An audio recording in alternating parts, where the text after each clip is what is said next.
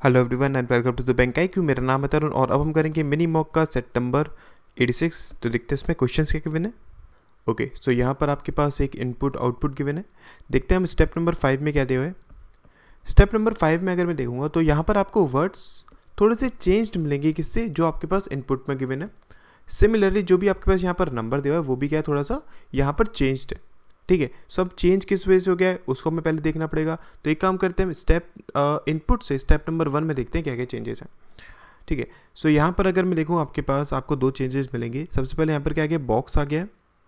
ठीक है, ऊपर क्या था आपके पास, बॉक्सर था, और एक आपके पास नंबर आ गया यहाँ पर क्या, 63, जबकि ऊपर आपके पास एक नंबर क्या था, 62 था।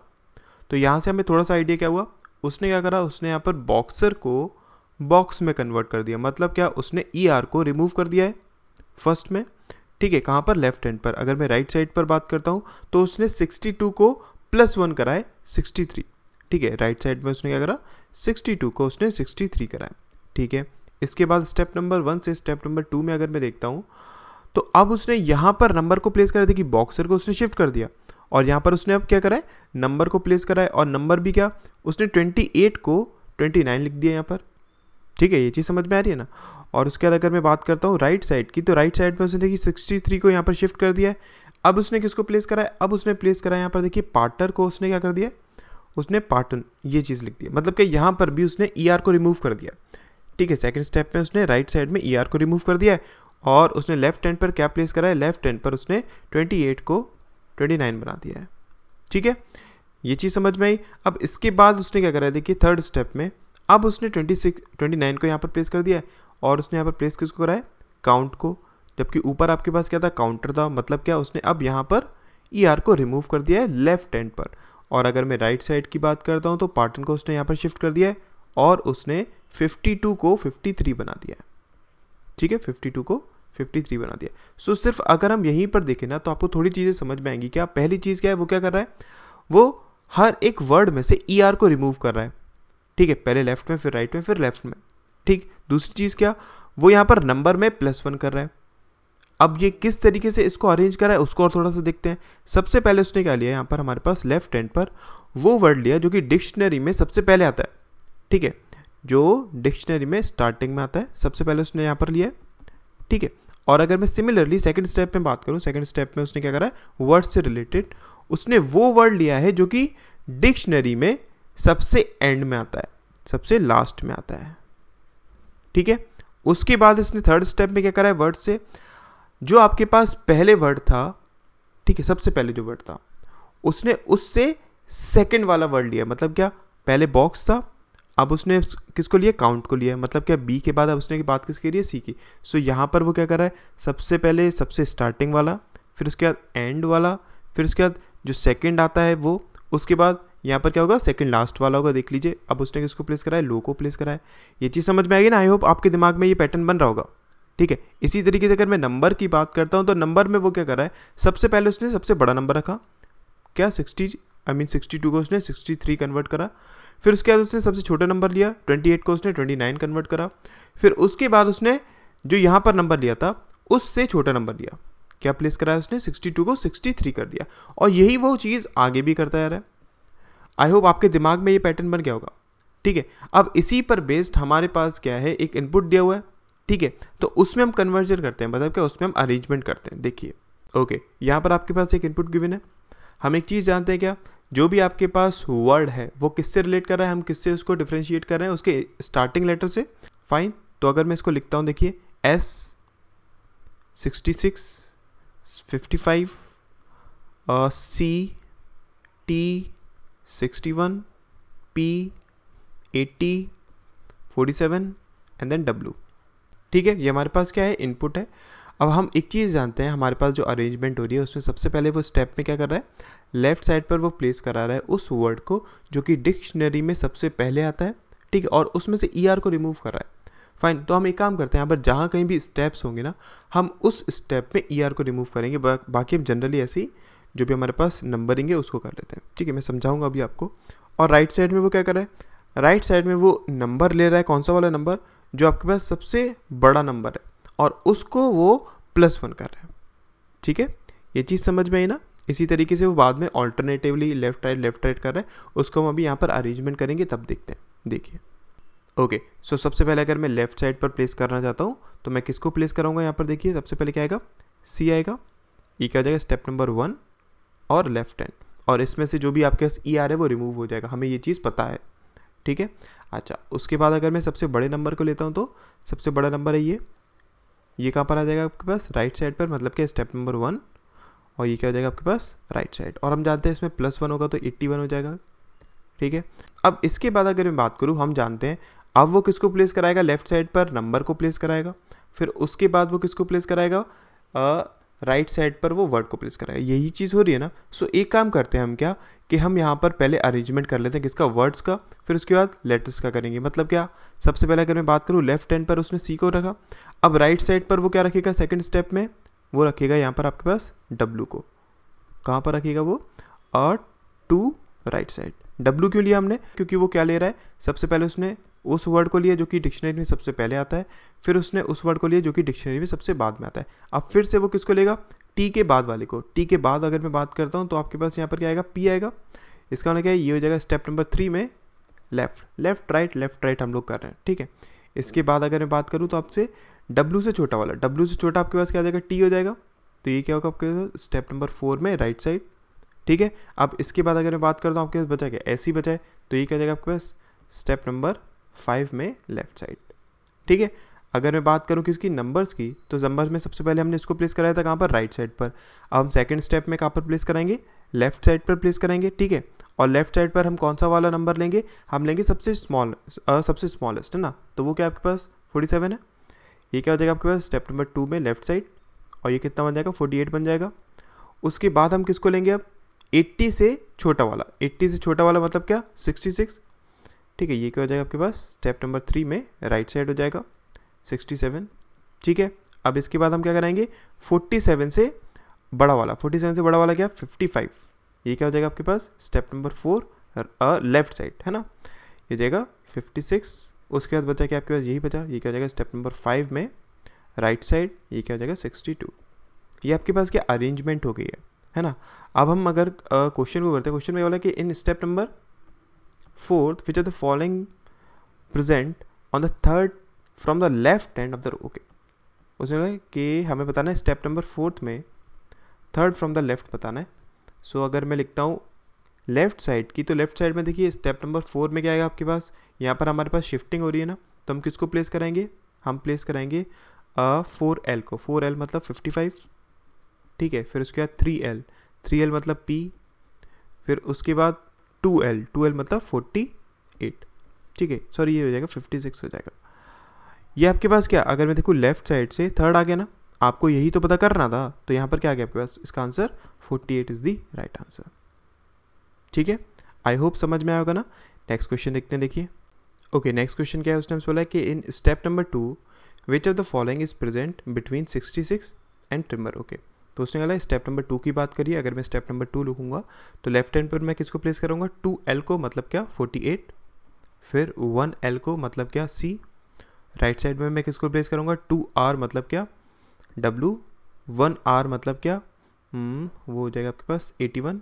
बाकी सब कुछ हमारे पास सेम रहेगा, मतलब कि S 66, 55, T 61, P and that आपके पास बाकी ये सब शिफ्ट प्लेस हो ही गए। अब अगर मैं देखूँ 66 और किसके बीच में, ट्रिमर के बीच में, इसके बीच में क्या आ रहा है 55 आ रहा है, तो उसका राइट आंसर क्या हो जाएगा, A1 is the right answer, ठीक है। नेक्स्ट क्वेश्चन देखते हैं, देखिए।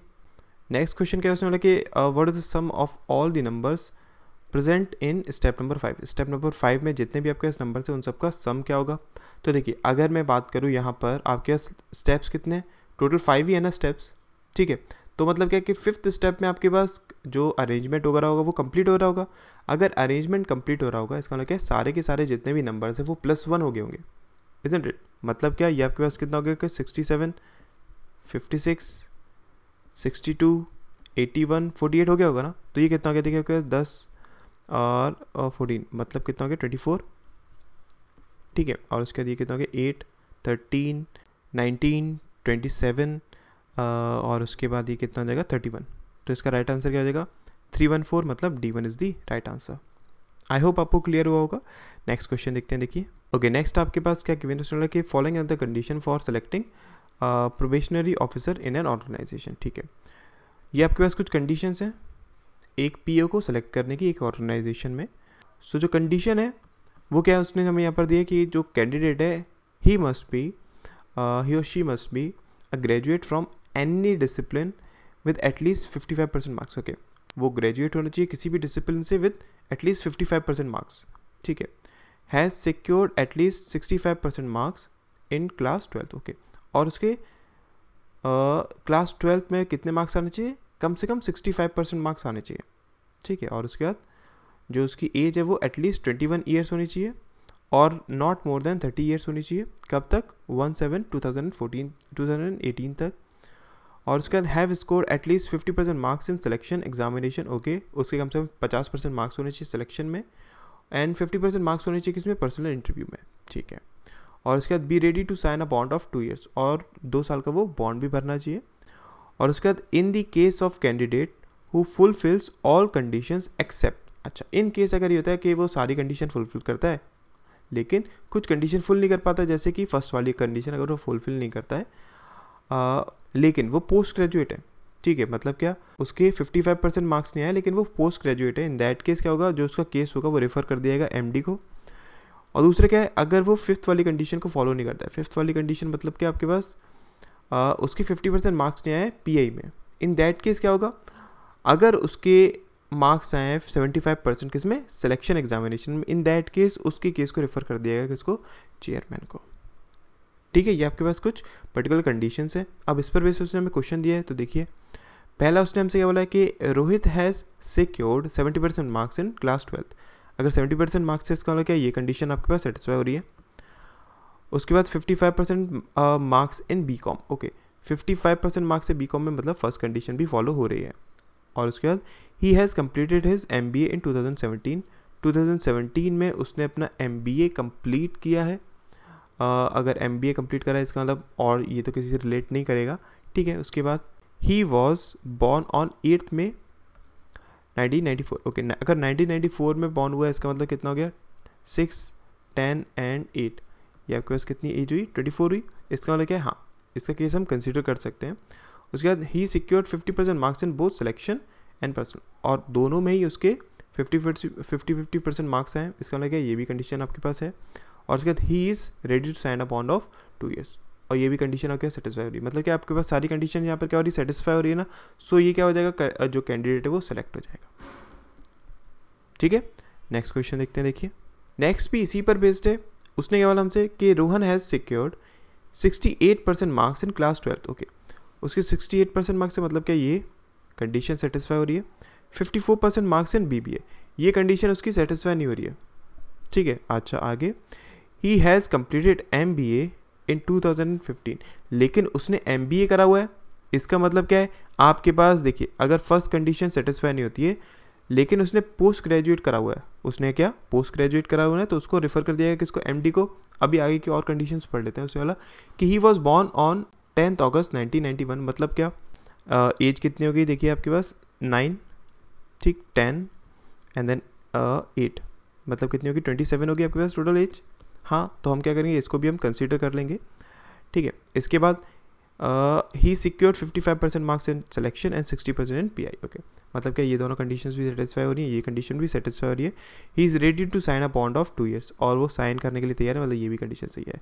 तो यहाँ से हमें क्या पता चला, उसकी बस एक कंडीशन फॉलो नहीं हो रही थी, कौन थी, फर्स्ट वाली। ठीक है, अगर फर्स्ट वाली फॉलो नहीं हो रही थी तो वो पोस्ट ग्रेजुएट होना चाहिए था, वो यहाँ पर पोस्ट ग्रेजुएट भी है। इसका मतलब क्या है, उसकी केस को MD को रेफर कर दिया गया। तो इसका राइट आंसर क्या हो जाएगा, C1 is the right answer. ठीक है, नेक्स्ट क्वेश्चन देखते हैं, देखिए। ओके, सो इस क्वेश्चन में गिवन क्या है, उसने हमें स्टेटमेंट क्या दिया है, देखिए। The government has recently fixed the fees for professional courses offered by the unaided institutions which are much lower than the fees charge last year. Okay, उसने बोला कि जो गवर्नमेंट है उसने रिसेंटली फिक्स कर दिया किसको, फीस को, किस में, जो आपके पास प्रोफेशनल कोर्सेज प्रोवाइड कराते थे उन इंस्टीट्यूशंस में। ठीक है, और वो जो इंस्टीट्यूशंस क्या होते थे, अनएडेड, मतलब क्या, गवर्नमेंट की तरफ से फंडेड नहीं होते थे उनमें। ठीक, जो कि बहुत ज़्यादा कम है जितना वो चार्ज करते लास्ट ईयर में, उसने हमें ये चीज़ बोली है। फिर से एक बार समझ लीजिए, गवर्नमेंट ने क्या करा, जो आपके पास फीस थी किसकी, प्रोफेशनल कोर्सेज की, उन इंस्टीट्यूट में जो कि गवर्नमेंट से एड नहीं लेते, मतलब कि अनएडेड इंस्टीट्यूशन में, उसमें उसने क्या कर दी, फिक्स कर दी, जो कि बहुत ज़्यादा कम थी जितनी चार्ज करते थे लास्ट ईयर में। ठीक है, उसने में फर्स्ट स्टेटमेंट ये दिया है। सेकंड स्टेटमेंट क्या बोला है, the parents of the aspiring students launched a severe agitation last year protesting against the high fee charge by the unaided institutions. Okay, उसने कहा कि जो पेरेंट्स थे किसके, एस्पायरिंग स्टूडेंट्स के, उन्होंने बहुत सीवियर एगिटेशन करा था, मतलब क्या प्रोटेस्ट करा था किसके अगेंस्ट में, जो हाई फीसेस चार्ज करते थे, कौन, अनएडेड इंस्टीट्यूशंस। सो यहाँ से हमें क्या पता चल रहा है, आपके पास अगर मैं कॉज और इफेक्ट की बात करूँ तो पहले क्या चीज़ हुई होगी बताइए, ऑब्वियसली पहले सेकंड वाला आपके पास क्या हुआ होगा, स्टेटमेंट हुआ होगा। मतलब क्या, जो पेरेंट्स थे उन्होंने क्या करा था, एगिटेशन करा था, उन्होंने प्रोटेस्ट करा था यूनिवर्सिटी इंस्टीट्यूशंस के अगेंस्ट में, क्योंकि वो बहुत ज़्यादा चार्जेस करते थे। इस वजह से गवर्नमेंट ने क्या करा, उसकी चार्जेस को फिक्स कर दिया है जितने भी आपके पास अनएडेड इंस्टीट्यूशंस थे। तो इसका राइट आंसर क्या हो जाएगा, second one is the cause and first one is the effect. ठीक है, सो आई होप जितने भी आज हमने क्वेश्चंस किए वो आपको समझ में आए होंगे। Thank you so much.